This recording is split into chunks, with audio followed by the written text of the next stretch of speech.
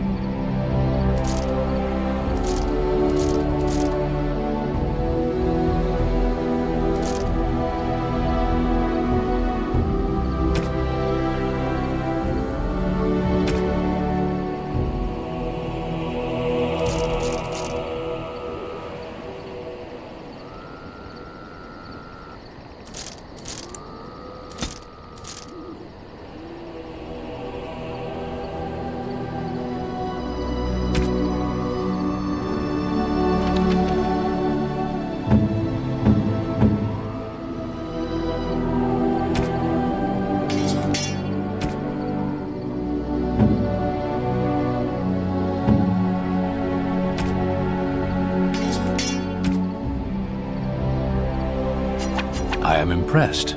My thanks. I could get used to this, you know.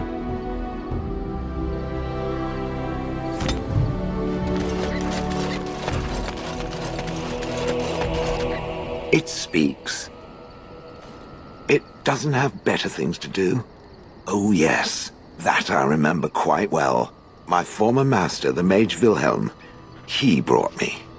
As I recall, he had acquired some position with whatever lord ruled the land. I, being little more than a glorified possession at the time, was brought along. Oh, how he enjoyed impressing the villagers with me. Gollum, snarl at that villager there, be fearsome. And of course, I would have to do it.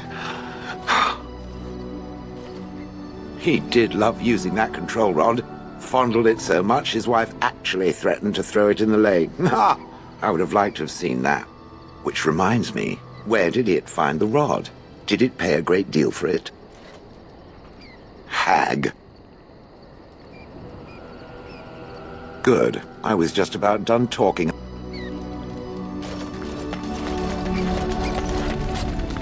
You called. I am hardly surprised.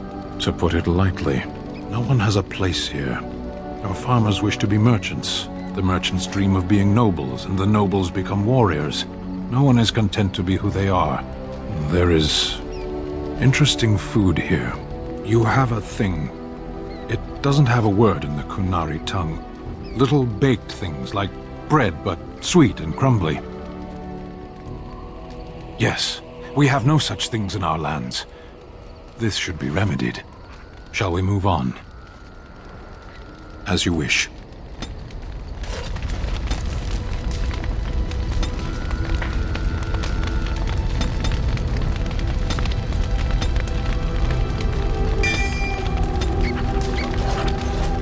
What do you need? Ask away. Oh, did I say that? I meant that dogs raised me. Giant slobbering dogs from the Anderfells. A whole pack of them, in fact. Well, they were flying dogs, you see. Surprisingly strict parents, too. And devout Andrastians to boot. Or did I dream all of that? Funny the dreams you'll have when you sleep on the cold, hard ground, isn't it? Are you having strange dreams? You have no sense of humor, you know that. Fine, fine. Have it your way. Let's see, how do I explain this? I'm a bastard. My mother was a servant. He was good to me. And he didn't have to be. I respect the man, and I don't blame him anymore for sending me off to the Chantry once I was old enough. Our Lehman eventually married a young woman from Orlais, which, anyhow, then you, Arlessa, resented the rumors which pegged me as... So off I was packed to the nearest monastery at age 10. Just as well.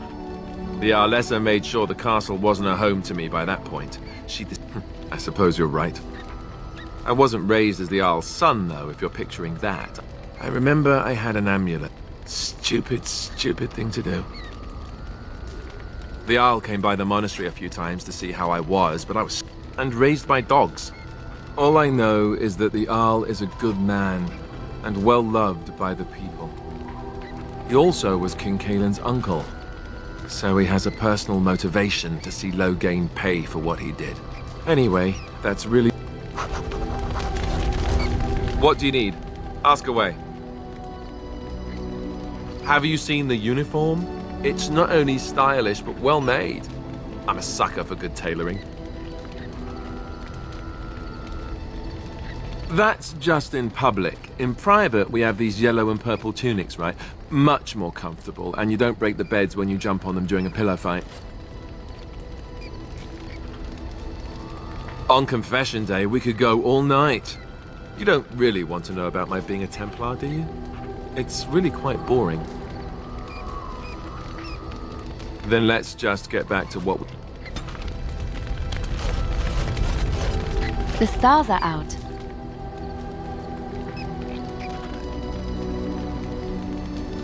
It comforts me to know that the stars will remain untouched by the blight.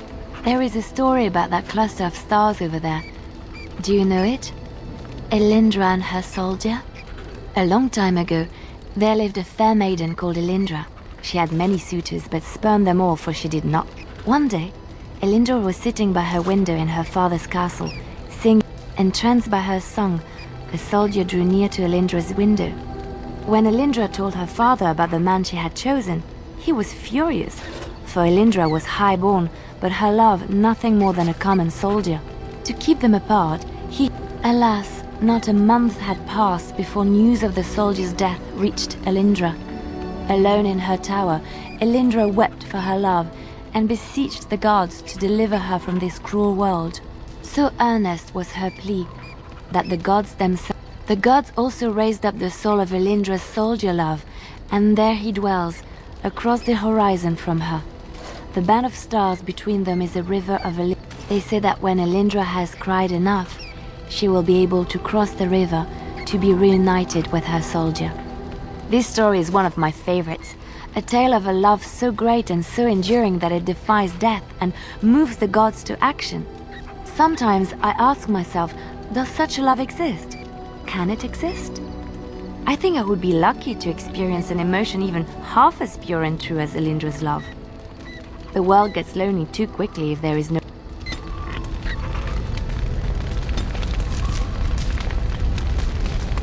Looking for little old me? Yes? What's on your mind?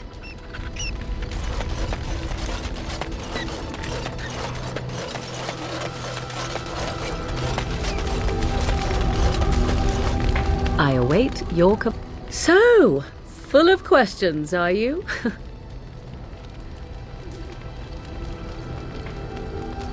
My mother has been hunted from time to time, yes, by Templar fools like Alistair, which should tell you how successful they generally were.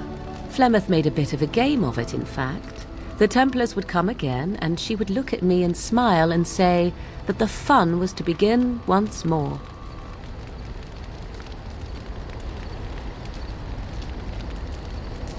I am unsure. I was too young to understand, and perhaps 'twas bravado. Flemeth would warn them once. 'Twas a warning, and then the true game began. Often Flemeth would use me as bait, a little girl to scream and run and lure the Templars deeper into the wilds and to their doom. Me? No, I never did any of the killing, until later, and even then Flemeth was a glutton for that sort of thing. Thankfully, the wilds is a vast place. Once they found us, Flemeth would simply move us elsewhere and we would be lost within the forest once again. I did not understand the danger we faced until I was much older. I had never heard of apostates or maleficarum.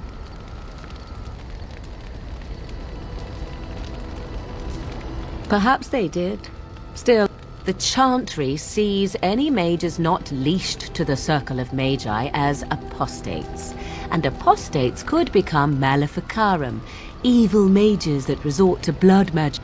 It may even be true. Still, those of us who prefer freedom see no reason to submit. Oh, I hope you're not Enough of this talk. Let us...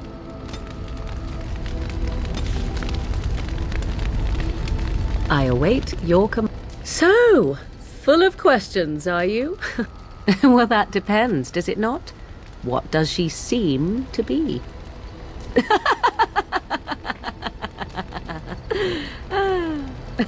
Oh, she is certainly old. Have no mistake of that.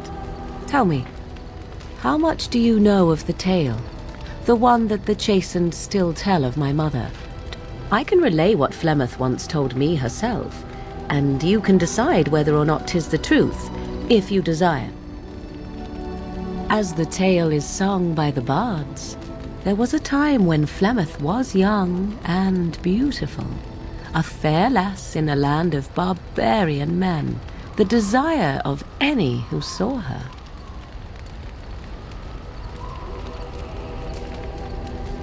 The tales say that Flemeth fell in love with Osen the bard, and fled the castle of her husband, the dread Lord Conabar, and that he swore vengeance for her infidelity. In truth, my mother claims that 'twas Osen who was her husband, and Conabar the jealous lord, who looked on from afar. Lord Conabar approached young Osen and offered him wealth and power in exchange for his lovely wife, and Osen agreed.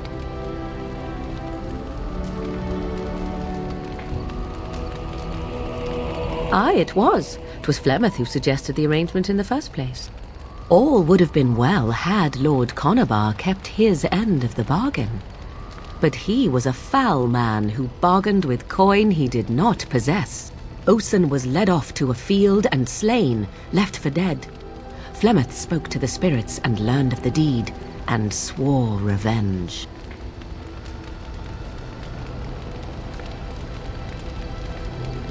That was not the point.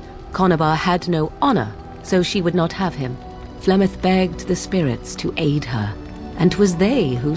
Lord Conabar's allies chased Flemeth, you see. Chased her to the wild... The legends all speak of the great hero Cormac, he who defeated Flemeth and her great army when she invaded the lowlands centuries later. All lies. The truth of the matter is that there was never an invasion. As Flemeth tells it, the chastened never raised... Cormac led a brutal civil war against his own people. Flemeth was only attached to the legend much later. Perhaps 'twas due to the great war with the chastened that eventually came. But you ask if I have sisters. I have asked of this myself. The stories tell of many witches of the wilds after all, not just the one. And these tales existed long before I did. Flemeth refuses to speak of other daughters, if they existed. So, should I believe I am her first? Flemeth tells, dare I ask of your own mother? Few are abominations of legend, 'tis true, but I find myself curious, nevertheless. Ah, then you have my sympathies, for what it is worth. Which is very...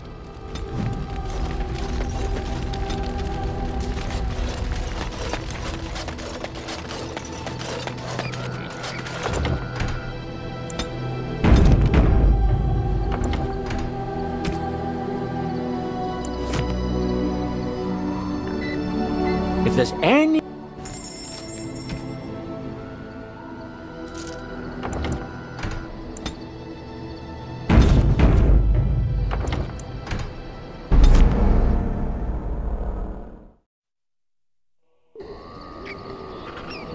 I'm sure.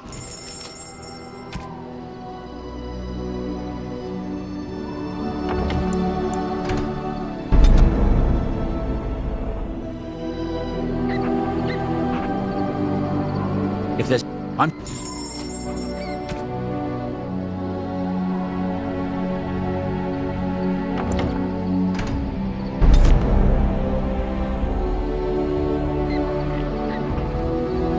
Something you need? I'm sure.